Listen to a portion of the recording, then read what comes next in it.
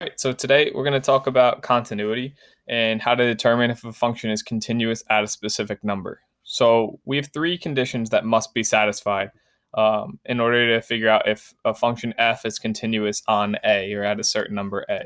And the first condition is this: we have to be able to plug in a and find the function value. So we say that f of a exists. Okay. And the second condition is the fact that if we take the limit as x goes to a of our function, that also must exist. So we have to be able to find a limit as x approaches that number a. And finally, our function value at a, so f of a, has to be equal to that limit as x approaches a of our function. Okay, if any of these three conditions are not satisfied, we say the function is not continuous at a, or we can say it's discontinuous. All right, so let's take a look at how this looks. So here an example, our first example, we're going to look at x is equal to 2. And we're also going to look at x is equal to 1 and try to figure out, are we continuous at either of those? All right, so the first condition we're going to talk about is, does the function value exist? So does f of 2 exist? We just need to know, is there a value? So we plug that in to our function. We're going to get 5 over 8. 5 over 5 is 1. So the function value exists. Great, that's step 1. Step 2 is, does the limit as x approaches that 2 exist of our function? So does the limit as x approaches this function here exist? And so you might remember sometimes this can be a little bit redundant because of the fact that essentially what we're doing is we're plugging in 2, right? So that's what we just did in 1 there. So essentially what we're doing is we're plugging in just 2 again, because that can be algebraically how we find our limit sometimes. And we're going to get 1 as our limit.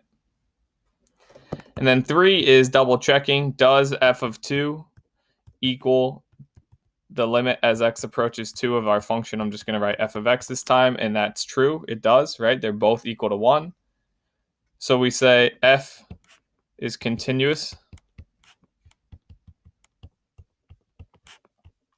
at 2. You can think of continuity a little bit, I mean, in way simpler terms than what we just put it, but the continuity as, like, you can draw that section of the graph. So at x is equal to 2, you could draw that section of the graph without picking up your pen or pencil or stylus. So let's try x is equal to 1 and see what happens. So the first condition is we need to be able to plug 1 into our function. So 2 times 1 plus 1, 2 times 1 squared minus 1 minus 1. We're going to get 3 over 0. So that's undefined. So this is an example. We have 3 divided by 0. That's undefined. So there's not a function value of 1. So we would say f is discontinuous at 1.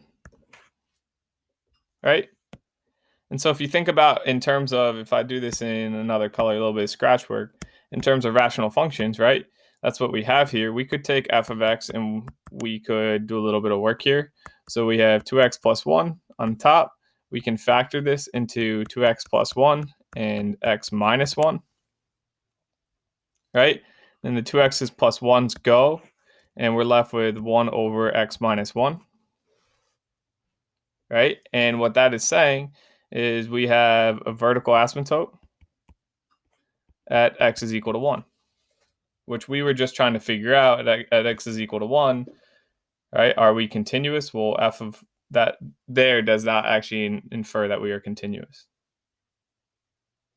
Okay?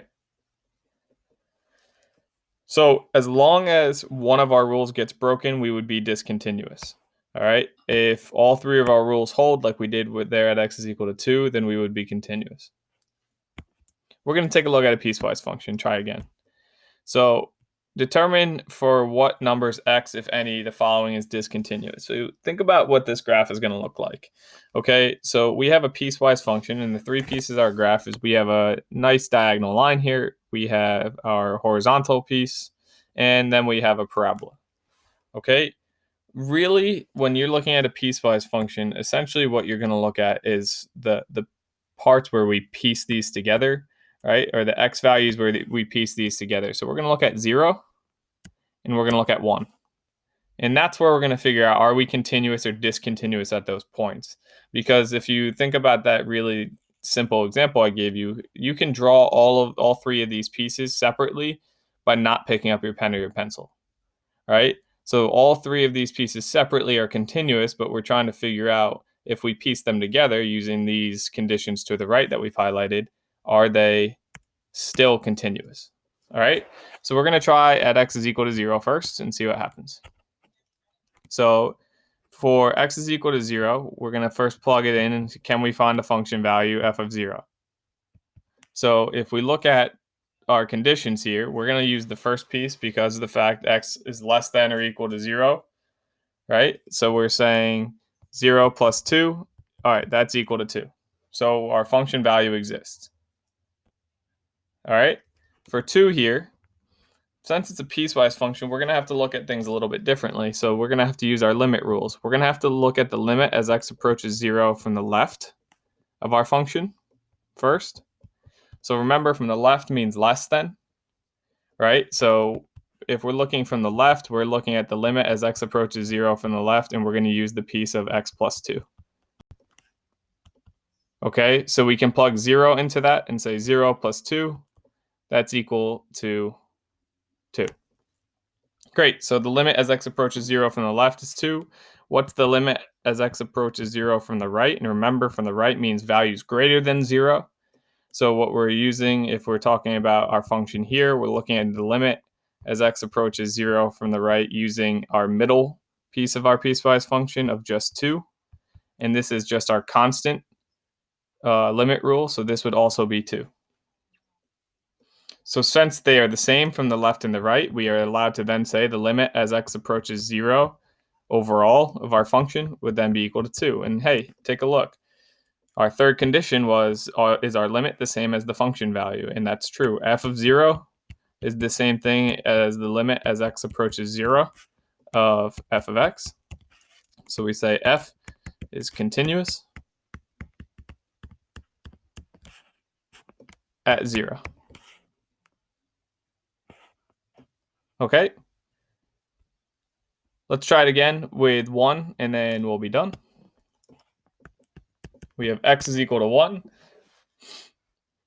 All right, let's start with the first condition. Do we have a value at x is equal to 1? So f of 1 is equal to, all right, well, this fits in our middle domain here. So f of 1 is equal to 2. So let's look at 2 now. Once again, because it's a piecewise function, we're going to have to use from the left and the right. The limit as x approaches 1 from the left. Remember, 1 means we're talking about less than, so we're going to use that middle piece of our piecewise function again. So the limit as x approaches 1 from the left, and we're using the 2 here, is just 2. The limit as x approaches 1 from the right.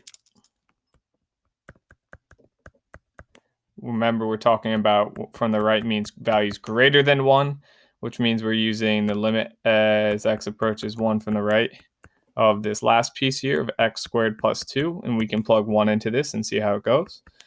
1 squared plus 2, that's equal to 3. And so using our limit rules, the limit as x approaches 1 from the left of f of x is not equal to the limit as x approaches 1 from the right of f of x.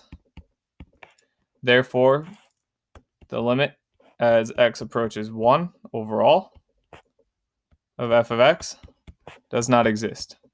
So it breaks our rule, our second rule here. There is no limit as x approaches 1. So we would say f is discontinuous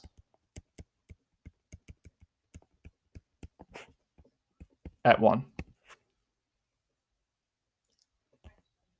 Okay.